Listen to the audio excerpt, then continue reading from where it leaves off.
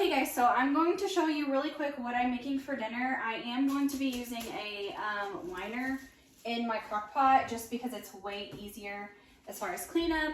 And also, I'm not tucking this all the way under if you're wondering why I have it sticking out, because once it starts boiling, the bag just blows up more and more, and there's like no way to release it. And also this is like a seal, like it seals all the way down, which you'll see. But anyways, this is a super, super easy recipe. We were doing it like every week, and then my husband was kind of like, can we start doing like every other week or something like that? Just because my husband does get burned out on stuff super, super, super easy. Which also makes it a huge challenge. But my friend sent me this, and her friend had sent it to her. And sorry if I'm talking quickly, I am on my lunch break. I still have laundry to do, so I have got to hurry to get this done. But my kids love this, my husband loves this, I love this, and we pair it with mashed potatoes and green beans, mac and cheese, sometimes not green beans, and we'll do corn, or we'll do carrots. So tonight it will be paired with green beans and mashed potatoes, and I may or may not make mac and cheese. Like sometimes I do, sometimes I don't. I'm like, oh, it's a little too much. But my kids really love mac and cheese. So we'll just see later on. But all you need is some beef tips. You're literally just going to throw this in there.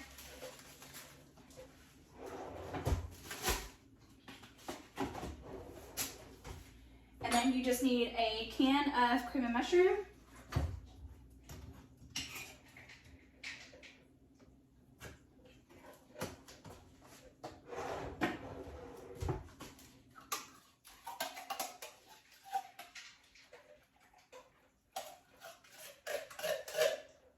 You can use the smaller can of cream and mushroom. I think that's what the original recipe is for.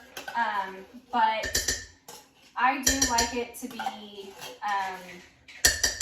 a little bit more gravy.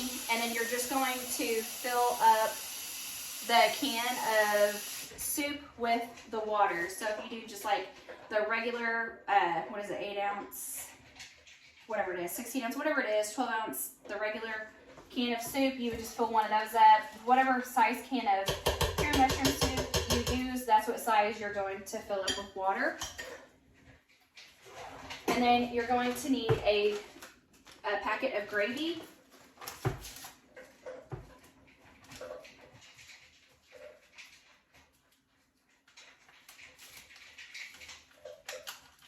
And then you're going to need 1 packet of the beefy Lipton onion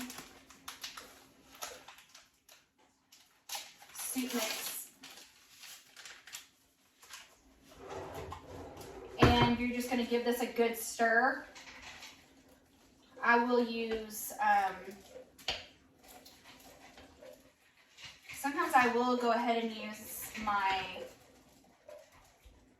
what do you call it? I'm like losing my train of thought. My whisk. Sometimes I will use a whisk, which I am going to use a whisk. And I just want to make sure I get it. You know, I don't want any of the powdery stuff. So I just do this, and you put it on there, and you let it cook for like 6 to 8 hours. It really, about 6. So obviously the longer you let it cook, the more tender it's going to be, but also you don't want it to like burn, especially the gravy mixture. So I would say about 6 hours. That's what we do.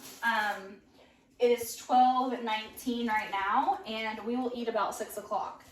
And whenever I make this, I always start it on my lunch break at 12. So, and it's always been perfect as far as, you know, juicy, tender, not overcooked, not undercooked.